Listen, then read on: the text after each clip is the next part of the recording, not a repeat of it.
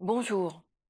Nous sommes environ à la mi-mars et quand on observe les événements politiques, quand on lit la presse, quand on écoute les gens converser dans les transports en commun, on a l'impression d'une sorte de fatalisme, de mouvement inéluctable concernant l'élection présidentielle, comme si tout était joué. Et effectivement, un scénario se dessine, mais on aurait tort de penser que c'est un fatalisme. C'est en fait la logique profonde de nos institutions.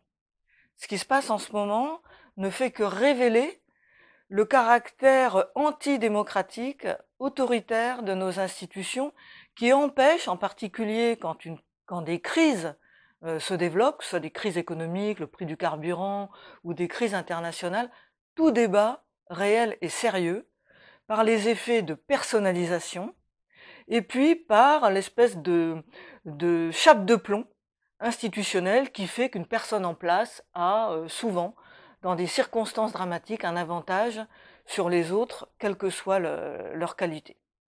Et on voit se dessiner quelque chose de pervers. Euh, le président a par exemple évoqué récemment la retraite à 65 ans. Il est en train, avec ses amis du Conseil européen, de nous construire une Europe de la défense sur laquelle on n'a pas eu notre mot à dire.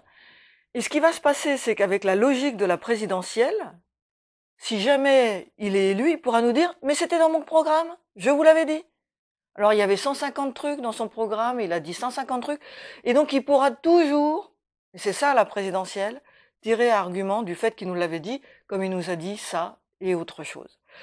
Donc il n'y a pas 36 solutions dans un contexte comme celui-là, c'est de sortir de la logique dans laquelle on est et de recommencer, ce qu'on pourrait dire trivialement, une nouvelle partie en changeant les institutions. Parce que dans le cas des institutions qui sont les nôtres, soit on sera des témoins, soit on sera des complices, soit on sera les deux. Donc c'est pour ça que nous appelons à regarder les choses en face, c'est-à-dire les institutions sont en cause, nous vivons une crise de régime, la seule solution c'est d'appeler à l'élection d'une constituante.